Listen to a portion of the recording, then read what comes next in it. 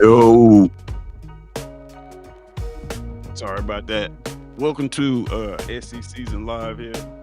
Another episode of the Collective Speaks. Midday episode. We're gonna try something a little bit different. Like I said, we'll try to place this episode in a couple different places to see what we have. Uh, and this one is Collective Speaks. Like I said, this is where we take the comment section, affectionately known as the Keyboard Collective, and we make an entire show based around those comments. I'm gonna be real brief with this one. Probably about 30 minutes. I'm try to get through this, and we'll see what we have here. So I won't keep you guys too much longer. Let's get right into it. All right. Let's see. Already in the chat, we got Latoya. And hello, hey, how you doing? And then she says, David Rubb of podcasters with the golden mic. Latoya, honestly, they were sold out of black. Just to be honest, they were sold out of black. It was the only option. That was a neutral color. The rest of them was like red, yellow, and all other different colors. I didn't want to get any of those. But appreciate you for showing up, man. All right, so we're gonna get into it. Like I said, we'll be real quick with this one. Uh, just let's get into the comments right quick. The first one that I have here saved is let's pull this up. Boom. Who said that? So this one came from Huggy Beard himself and Tim the Two Man Taylor. They put these back to back and they asked righteously, bro, what the hell is bugging? And where did the term bug come from? Now that's an interesting question because it's a term that gets thrown around a lot in the football space now, especially in the fan space. Um, and the answer to that question for me is I have no idea. That's actually a good question. I thought it came from like maybe something having to do with Booger McFarlane or I don't know.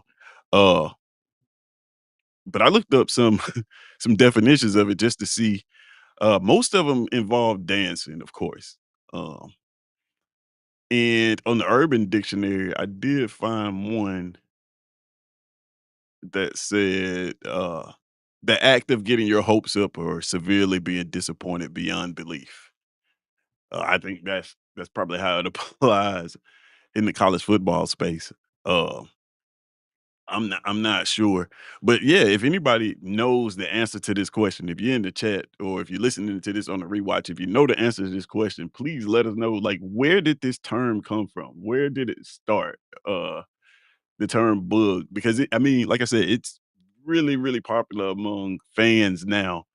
Uh and and we use it as if like you're getting excited or you're overly optimistic about the outcome of your team. You're, uh, you say you're bugging. So I don't know where that originated from. In that context, like I said, all the definitions I looked up involve dancing of some sort. So yeah, if you know, by all means, let us know what where that originated from, and yeah, that would be pretty cool. Let's go on to the next comment that we have here. The next one is let's get pulled up. We got Get Musty. He's saying, I'm gonna tell you, as long as Sellers is out, USC is in trouble. Drops the mic, Bernie Mac voice. Uh, he has a solid point. Solid point. I took a look at their schedule. Starting Saturday, you got Missouri on the road, then you come home to Kentucky, then you go at LSU um, on the road, Oklahoma, Alabama, at Ole Miss, at Texas A&M. Then you got Coastal, and then you end the year with that Clemson game, which now that Clemson game looks like, you know, it doesn't look like the contest that we thought it was going to be like at the beginning of the year. If you'd ask most fans about that Clemson game prior to the season starting, I think most would have thought that that game would have been for uh, playoff, probably playoff implications. But I don't know about now. Uh, it's a tough schedule. just looking at their schedule, it's a tough schedule without Lenore says. I'm looking at 'em I'm looking at the schedule and trying to find teams that I think that they could beat with defense. Uh, Maybe Kentucky. I don't think they beat Missouri, with defense, especially the way that Hardy's running the ball. Um, I don't see them going at LSU without Sellers and winning. Oklahoma's gonna be tough. It's gonna be extremely tough to find a win, a SEC win, in the next it's got 1, 2, 3, 4, 5, 6, 7 weeks, 7 straight SEC games. Maybe the only one I see that I would feel confident in picking South Carolina without Lenore Sellers is Kentucky, and I don't even know if that's a guarantee. Um, so yeah, they're in trouble.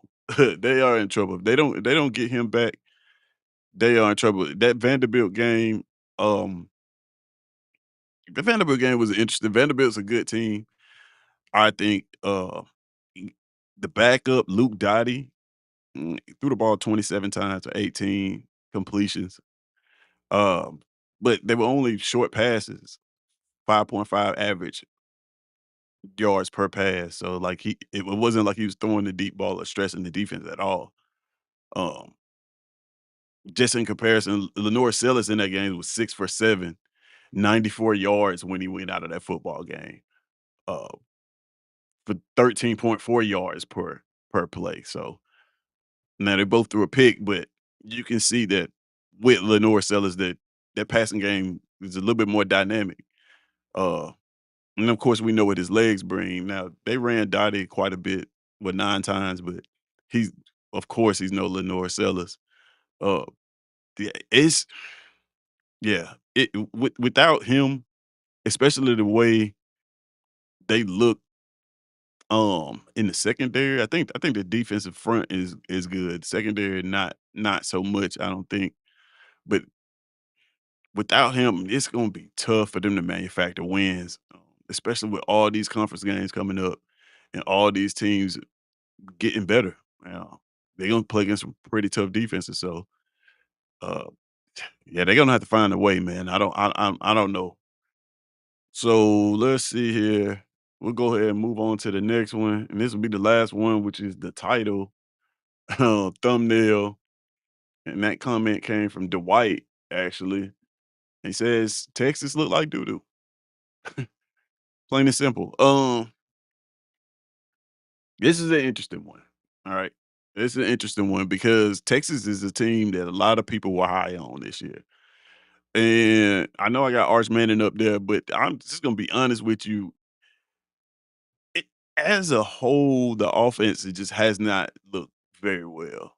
Um, they just haven't.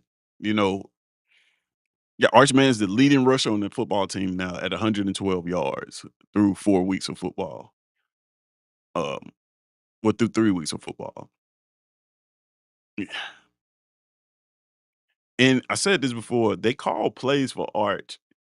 S This isn't that explosive Sarkisian offense that we're used to seeing. That's not what I get when I watch him. They call plays for him as if they know that this guy is limited.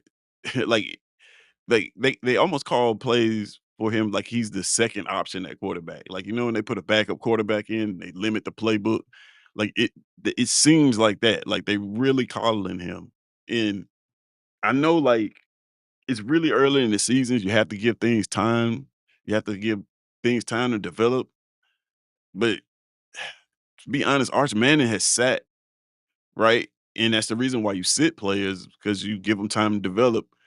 And when they do get the opportunities, they're ready for them. He doesn't look like he's ready for this opportunity, against inferior competition. Like, the Ohio State game, yes, I give you that. Ohio State's a great team, but overall, you got this is a guy who's completing 55% of his passes right now. Um, 6 touchdowns, 3 interceptions. It yeah, like, the 2 games against inferior competition are the games that we would look back and be like, under normal circumstances Any other quarterback, we look at those games and say, "Oh, well, he only put up those yards because he played those bum teams," because quarterbacks put up a bunch of yards on bum teams all the time. He doesn't even have that. He can't even say that, which is concerning. Now, the run game itself hasn't, you know, Wisner has not been that impressive. I think he may been banged up, but I think we got pretty good production from. It looks like it's by committee though. So it's Gibson and Baxter, of course, but it just hasn't felt like this offense as a whole is clicking. And maybe that's because of Arch. You know, a lot lies on the trigger man and the Sarkeesian offense. So if he can somehow start to play better, I think that'll open up uh, a lot more for them. But man, all of a sudden this schedule with them playing the way that they're playing, this schedule starts to begin to look tough. Now, of course, they got Sam Houston. They're going to run all over him, Sam Houston. They're going to and hopefully this is a game where you see Arch Manning look good and healthy, right? Maybe he's not healthy. I know he's grimacing every time he's throwing the ball, but hopefully this is a against Sam Houston they can put together some semblance of a like offense that looks like it's, competent, but right after that, they gotta go at Florida, and Florida is the team that's looking for a big win, right? They need a big win in the worst way, and you get a Texas team who is struggling on offense coming into the swamp, man, I don't know. It smells like a disaster for, Texas at this moment, but then after that, the schedule doesn't get any kinder because they go back home, but they get John Mateer, Oklahoma. Then you go at Kentucky, which is that game's a 6 o'clock kickoff. You know how tough that can be. Saw what they did to Georgia last year. You had them on the brink of losing that football game. And you got to go at Starkville with the Cowbells. Then Vandy comes to town, and we already know what type of football team Vandy is this year. Uh, then you got at Georgia, Arkansas, and you in the year at home, but against a Texas A&M team that's chock full of talent, with the quarterback who's playing well, but I might add. So, man, i- the reason I put Dwight's comment up here though is because he didn't say Arch, he said Texas, and that's fair. It's not just on Arch. Like I said, this offense as a whole just doesn't look up to par, just doesn't look up to snuff. So, I'll give him some grace on that. But man, he's got to get it together, man. You can't be a quarterback who sits behind another quarterback and then get on the field and we still have to give you time. Um, Luckily for them, their schedule sets up where he has a little bit of time, but once that SEC play starts, man, this guy has to have he's going to have it together, man. Um, so yeah, that's the last comment that I have. I just put up 3 of them. I told you I didn't want to be on here too long. I think this is actually what 15, 20 minutes. Not even 20 minutes. So yeah. Yeah, I didn't want to take up a lot of time. I just wanted to highlight those comments. If I do this during lunchtime, it'll be about something similar to this, 10, 15, 20 minutes. Put it put your comments in there in the comment section. If you watch this now or you're watching it on the rewatch, and tell me what you think about this time slot. If you think this is something that'd be cool, we can build this out. But if you are watching, I do want you to remember that the Keyboard Collective, I think if I'm not mistaken, they are enrolling right now. So yeah.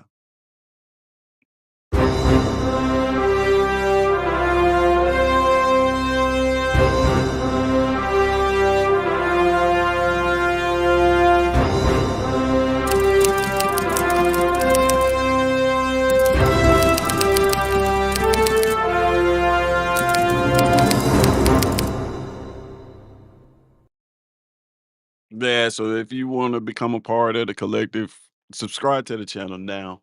Uh it's a real simple application process to join. All you have to do is hit the subscribe button and you're in. Uh so yeah, I got Latoya's coming. She says hopefully Art gets it better. He was the media.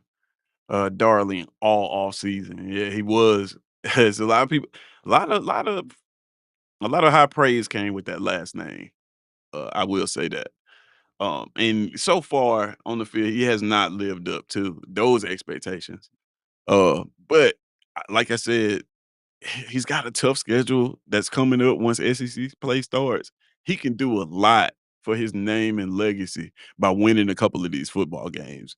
You go out there and you win that game at Florida, all of a sudden, that narrative starts to shift. You go and beat a ranked Oklahoma team, which is going to be pretty decent. Was going to be probably going to be pretty high ranked during that game. You can start to make some noise and you can kill that narrative, man. So the good thing about Archie is he got games ahead of him where he can prove himself and become the player that everybody, you know, hyped him up to be. Or the bad part about that is those very same games could uh kind of kind of ruin the narrative for him. So he, like I said, he's had 3 weeks to get it together. San Jose State game, UTEP game, they haven't looked very good as an offense as a whole. Sam Houston's game where he should be able to, you know, pad some stats and look decent. But the key for him, I think right now, the key for Arch, I know you take it one game at a time, but in the back of his head, he's got to have that Florida game. Like, hey, this is my opportunity. This is my opportunity. They're reeling, right? On offense, Florida is real. I still think they have a good defense, but they coach may not even make it to that game. Who knows what's going on there? Uh, Lagway's throwing the ball wherever the hell he want to throw it.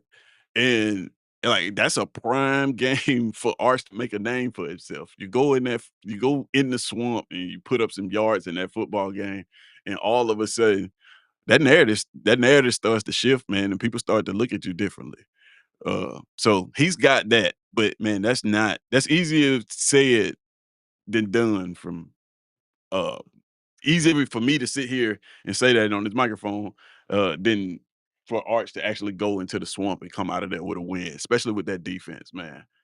So yeah, that's it for me today. Like I said, I wanted to make this a quick one just to test out the time slot to see how it worked, man, for you guys. And I got like a couple people in the chat. Let's see. Yeah, got B Sharp saying, oh, he reposted the stream and almost at 100 subscribers. Yeah, almost at 100 subscribers. I think we like 15 away. That'd be dope, man. If we can get to 100 subscribers, I'd say by by the weekend. How about that? By next week, let's try to get me to 100 subscribers. That means I need you guys to share the content. I need you guys to uh put the content in front of people so that they can subscribe. And I'm gonna do my part in doing it as well. Uh, so I didn't even know it. I didn't even realize it was that close. But yeah, 100 subscribers. That'll be my first milestone here on the channel. That'd be big. Um, let's see. Yeah, it got Latoya and speaking and B Sharp speaking. They cursing at each other. I don't know why they do that. He said we're getting you there tonight. Hey, hopefully I will be there. Yeah. So yeah, if you are listening, catch me and on Sharpshooters tonight on the prediction show. Where I'll be giving my predictions for uh, what games are we having? I know the Auburn game is on there. It's a lot of bye weeks, so it may not be a ton of games. That means we get a ton of insight, though. You get to hear us give a ton of insight on these teams, so that should be interesting. But yeah, man, I'm about to get out of here. Like I said, this was a quick one just to test out the time slot. Um, and that's see, B Sharp put it. That's why I've got to get out of here. I got to go play my game. So I appreciate y'all for tuning in. And yeah, we will. I almost forgot. I almost forgot. We cannot leave without playing the outro. It's just mandatory.